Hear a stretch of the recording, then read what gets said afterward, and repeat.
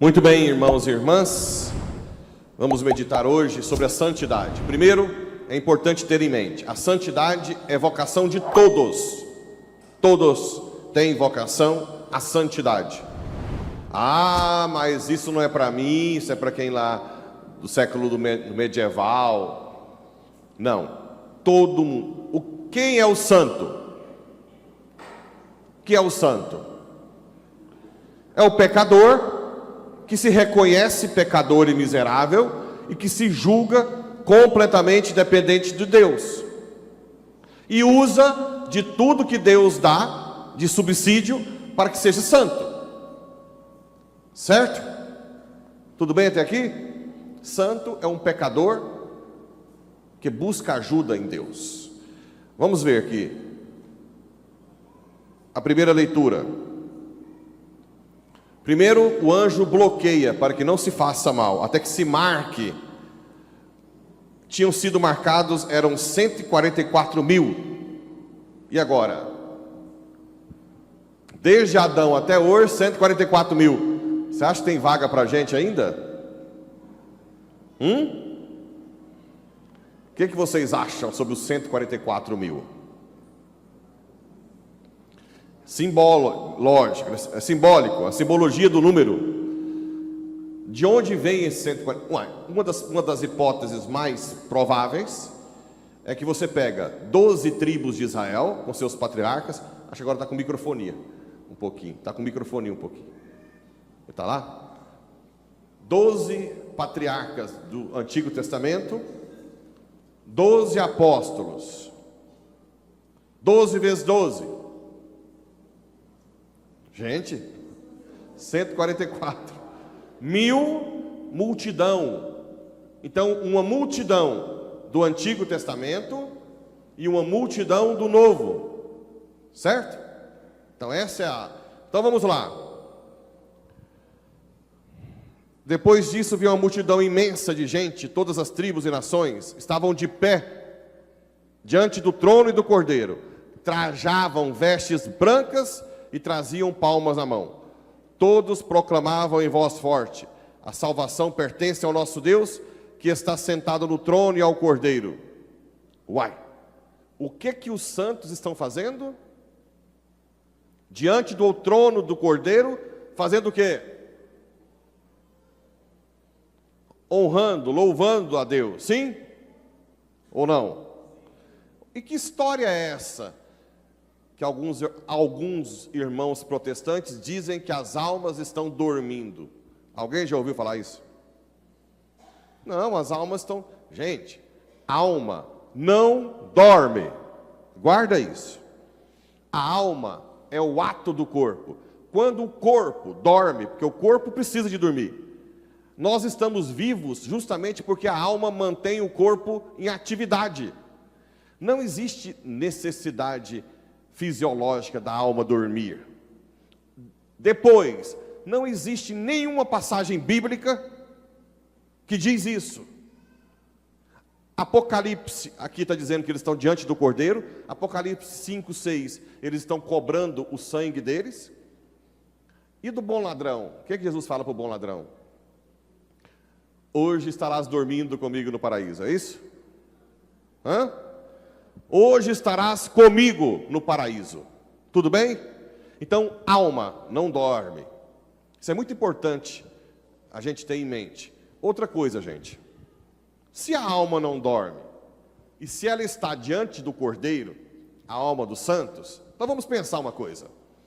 Nós já falamos em outros domingos que Deus não precisaria de nós para a salvação, não é verdade?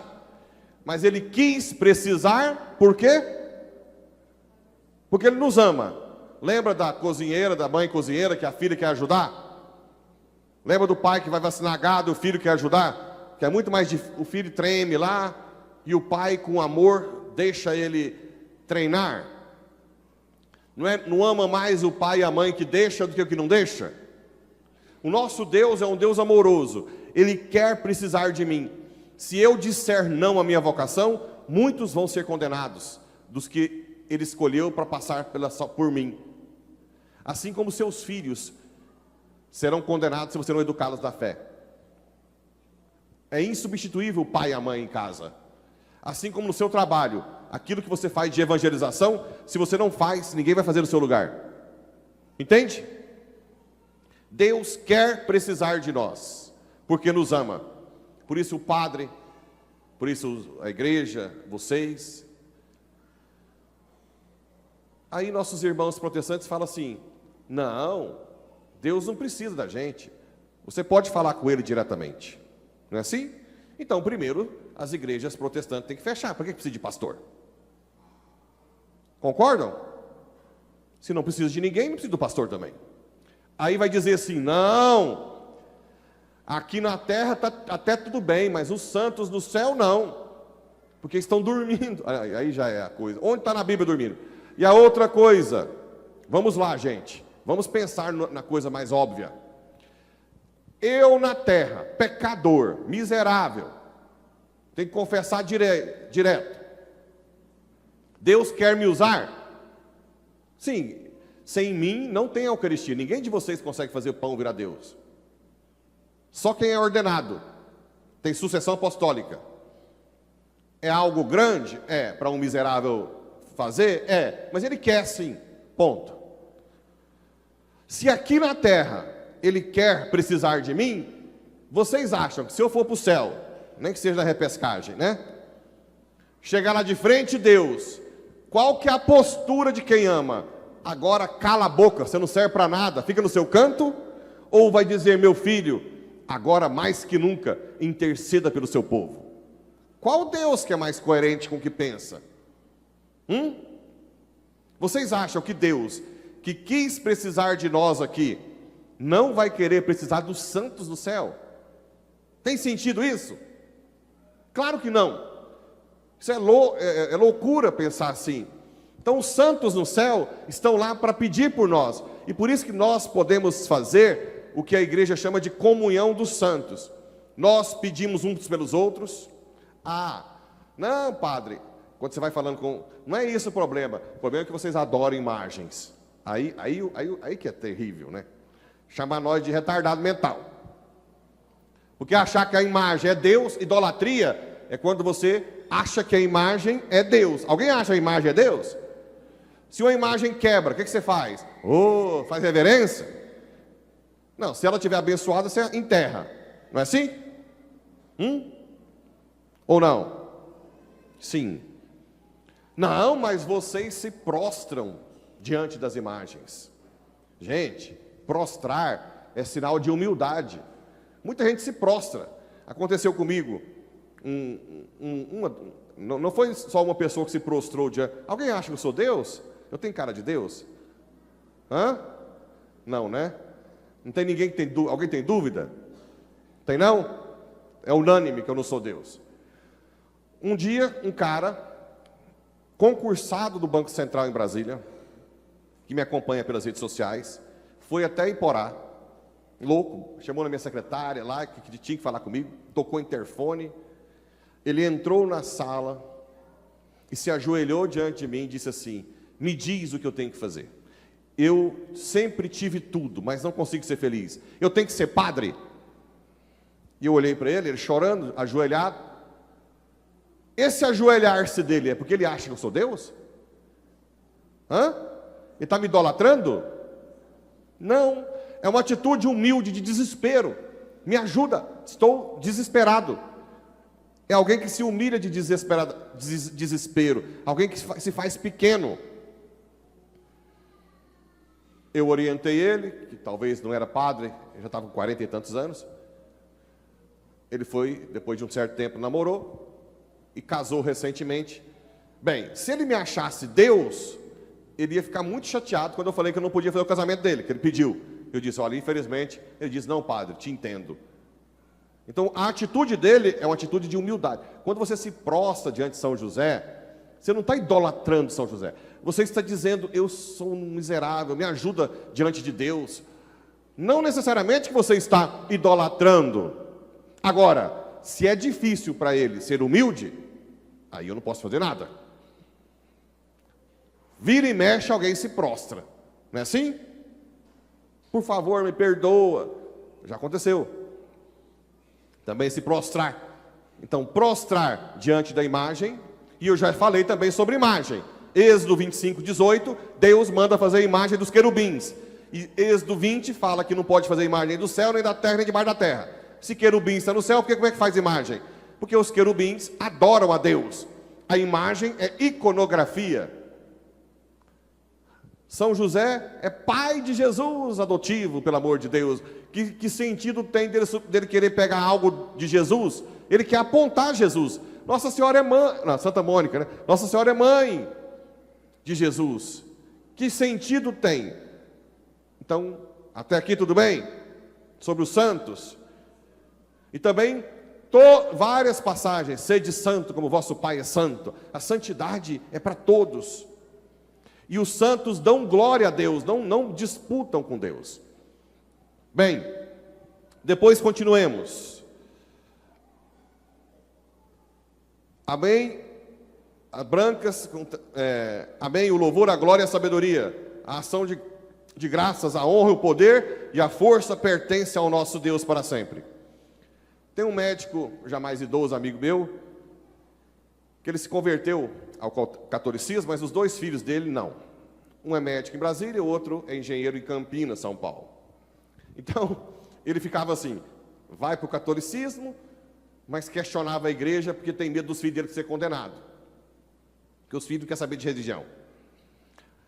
Então, toda vez que terminava a missa, ele vinha, eu não era nem padre nem seminarista, ele vinha me questionar a religião. E uma das coisas que ele questionou foi isso aqui, ó. Mas se Deus é humilde, por que ele quer ser honrado e louvado? Para que louvar a Deus? Porque esse Deus seu é muito orgulhoso. Bem, gente, vamos lá. Deus é perfeito? Sim ou não? Ser Deus e ser perfeito é sinônimo é sinônimo. Porque não pode ter dois deuses. Se tem dois deuses, tem algo que falta no outro, de perfeição. Então não é Deus. Assim como Deus não é criado. Quem criou Deus? Então não é Deus. Deus é a causa encausada. Aristóteles dizia, para todo efeito existe uma causa. Um efeito, uma causa. Mas tem que chegar numa causa encausada, que é Deus. Se alguém criou Deus, é o Deus. Ok? Tudo bem? Se Deus é perfeito, o meu louvor acrescenta algo a Ele? Nada. Ele já é perfeito. Então, para que nós temos que louvar a Deus? Porque o louvor é a oportunidade que Deus nos dá de nós bebermos a perfeição dEle. Quem ganha com o louvor somos nós, não Deus. Ele já é perfeito. É a oportunidade que Deus nos dá para que você... Quantas e quantas pessoas estão mal e começam a louvar em casa? Eu te louvo pelos problemas que estou passando, pelo marido tranqueira que o Senhor me deu, pela mulher difícil que o Senhor me deu, pelos filhos que estão dando canseira, por esse xingamento dos meus filhos. Eu te louvo pela dificuldade financeira, porque o Senhor é tudo. A pessoa automaticamente não se sente melhor? Automaticamente, sem mudar os problemas. Quem recebeu foi a pessoa que louvou. Meu Deus do céu. É uma oportunidade que Deus nos dá. Por isso que os santos louvam. Eles estão bebendo da alegria de Deus, quanto mais eles louvam. E um dos anciãos falou comigo e perguntou, quem são estes vestidos com roupas brancas? De onde vieram? Eu respondi, tu é que sabes, meu Senhor. E então ele me disse, esses são os que vieram da grande tribulação. Lavaram e alvejaram as suas roupas no sangue do Cordeiro. Qual que é a maior lavanderia que nós temos da sujeira nossa? A confissão vem depois, antes. Batismo, não é isso? Não tem máquina de lavar maior que o batismo. Quando você é batizado, você fica limpinho. Sim ou não? Então, os sacramentos. Depois do batismo, nós temos duas formas de lavar. Confissão e a comunhão. A confissão você lava no sangue do Cordeiro, mas mais significativamente é na comunhão. Porque aqui no altar, quando eu levantar a hóstia, vai acontecer o sacrifício de 2000 anos aqui presente. Quem puder pedir um dia para Deus para ver misticamente o que acontece, Jesus vai estar morrendo e ressuscitando, não de novo, é a mesma de 2000 anos. O eterno toca o tempo. Então a comunhão é a paixão, morte e ressurreição de Cristo ao mesmo tempo. Quando você comunga, quem não pode comungar, pelo menos comungar espiritualmente, você lava a sua vida no sangue do Cordeiro. Então a confissão e a comunhão lava as suas vestes. E você, cheio da graça, vai para a sociedade ser luz para eles. Porque quem está lá fora, gente, quem não tem igreja, quem não tem Deus, são baratas tontas. Não importa se tem R$1 na conta ou $1 bilhão. Cata prazeres momentâneos a cada momento. É pessoa totalmente perdida. Não dá sentido ao sofrimento e à morte. Morre de medo. Eu ia falar aquela palavra de novo, vou falar não. Morre de medo da morte. Não pode tocar nesse assunto de sofrimento e morte. Porque não tem sentido para eles. Para eles esse mundo é catar carpe diem. Colher o dia, cada dia. O que pode. Acaba não, mundão. Não tem isso não? Araguaia. Bêbado. Antigamente era assim, nós tomamos 35 caixas de cerveja. Grande. Não pode falar. É barata tonta. Barata tonta. Né? Colhendo prazeres momentâneos. Não tem o céu. A alma vazia. E ele fica tentando preencher com um monte de coisa. Com honra, com elogios, com poder, com dinheiro, com prazer. E cada vez mais vazio. Então vocês lavam as vestes e vão ser luzes no trabalho, na família. Tem que ser luz lá. Bem, o Evangelho diz quem são os santos neste mundo. Nós estamos falando agora aqui dos santos no céu. No mundo, é um contraste, né? Os discípulos aproximaram, bem-aventurados os pobres em espírito, os desapegados. A pessoa que não tem Deus, ela é apegada, é só juntar. Não é problema aumentar a empresa, o capital dela de giro, não é problema aumentar alguma coisa de fazenda, aumentar a plantação, mas você não pode estar apegado. Para não estar apegado, você tem que ser caridoso, dizimista. Ponto. Não tem outra saída, dizimista e caridoso. Isso é a maior vacina para apego. Se você não é, você é apegado. Você precisa pedir, rezar. Isso é com a oração, não é com a sua força. Senhor, me ajuda a ser desapegado, a ajudar a sua família, a deixar transparente e assim por diante. Então, pobre em espírito é o desapegado. Você pode ter bens, mas você não pode estar apegado aos bens. É gravíssimo o apego, né? Você vê um rico apegado morrer, eu já fui dar unção dos enfermos, meu Deus. Você vê a alma com a unha encravada, assim, caindo para o inferno, desesperado. É triste de ver. E quando você vai dar unção dos enfermos a uma pessoa santa, é bonito de ver. A pessoa que está quase elevando aos céus. É a mesma doença, com o mesmo tipo de morte, mas quando você chega perto, são duas coisas totalmente diferentes. Totalmente diferentes. Bem-aventurados os aflitos, porque serão, então, o santo nesse mundo é aflito, porque é sempre perseguido, sempre. Bem-aventurados os que têm fome e sede de justiça. Olha aí quantas pessoas inocentes, mãe de família, pai, presos, sem qualquer processo, só porque queriam um país melhor. Isso é gravíssimo. Quem tem fome e sede de justiça vai ser saciado com a justiça divina. Ninguém escapa dela. Não é verdade? Blaise Pascal, que é um filósofo francês, jansenista, ele dizia o seguinte: eu não apostaria com um cristão, porque se não tem nada depois da morte, nem eu, nem um cristão vai acontecer nada. Mas se tem o juízo, segura, negão. Segura. O chicote vai comer. A justiça divina não falha. Bem-aventurados os que promovem a paz, que serão chamados filhos de Deus. Os que são perseguidos por causa da justiça. Bem-aventurados sois vós quando vos injuriarem, perseguirem, mentindo, disserem todo tipo de mal contra vós. Os santos neste mundo são perseguidos, mentem, fazem calúnias. Na família, e aí, agora vive na igreja? Leva sua cama para lá? Ah, eu quero ter mais filho. Manda esse padre seu criar esses meninos então, mãe. Quer que você tenha muito filho? Né? Então vamos pôr ele para criar, uai. Vou mandar lá para a casa dele. Não é assim? Não pode rezar um pouquinho. Ih, mas está ficando beata. Agora só pensa em igreja. No trabalho, a mesma coisa. Eu contei hoje cedo, quando eu decidi ser padre, eu já estava... A cidade que eu morava era Séries. Não sei se alguém conhece Séries.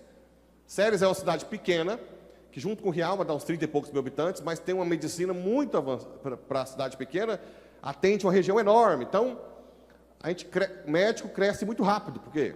Porque a região é muito grande e não tem aquela concorrência de Goiânia. Então eu já estava na cidade, tinha construído uma clínica grande, toda pomposa, andava de carrão, tudo. Então eu falei assim, eu não vou contar rapidamente que eu vou virar padre, eu contei um mês antes. Meu Deus do céu. O que saía de conversa? Qual que era a conversa que mais saía? É gay. Certeza. Esse não gosta de mulher, porque eu tinha tido 2 namoradas, né? Agora ele se revelou. Por quê? Porque não tem sentido largar tudo aquilo para seguir a igreja celibato. Não é assim? Ou não? A minha funcionária da casa, ela tinha um pesque pague, e ela chegava lá em casa, doutor, eu não aguento mais, eu estou chorando. Eu falei, por que você não está aguentando? Os povos falando do senhor naquele pesque pague o tempo inteiro. Falando o quê? Que o senhor é gay. Eu falei assim, eu vou te dar uma resposta boa. Fala para eles assim, não, se meu patrão é gay ou não, tudo bem. Mas ele tem que ser burro demais. Aí. Por quê? Vai ganhar muito menos. Eu trabalhava só até sexta-feira, agora não tem nem final de semana. Eu era o dono da clínica, o patrão, agora eu tenho um bispo que manda em mim. Hã? Que carinha burro. Porque era muito melhor ser médico, viajar para o congresso, não é não? Ficar lá 10 dias no congresso, em Miami, em Cancún, do que agora, que nem almoçar com a minha família direito eu consigo, no final de semana. Mas por que calunia? Porque isso reflete que a sua vida não vai bem. Ou eles têm que engolir que sexo, poder, dinheiro não fazem feliz, aí eles têm que mudar a vida deles, ou eles têm que denegrir a imagem do outro. É a mesma coisa quando vai trabalhar num local que todo mundo trabalha mal, e chega alguém e faz o serviço bem feito. O que os outros fazem? Calunia quem trabalha direito. Chega no patrão, ou se for da prefeitura, chega no secretário de educação, se for da escola, secretário de saúde, se for do hospital, e diz assim, aquela pessoa lá não é quem você pensa que é. Eu conheço, até ouvi falar que rouba. Não é aquela pessoa toda que você pensa. Não é assim? Até o patrão ou o secretário demitir. Porque ou a pessoa muda de vida, ou aquela pessoa trabalhar bem, incomoda que tem que ser eliminado. Por isso que os santos são eliminados. Porque os santos refletem o amor de Deus e mostram outro caminho. E se você aceita eles como normais, você tem que mudar a sua vida. Por isso que é sempre calúnia e perseguição. Então, nesta vida, nós seremos caluniados, perseguidos, sofridos.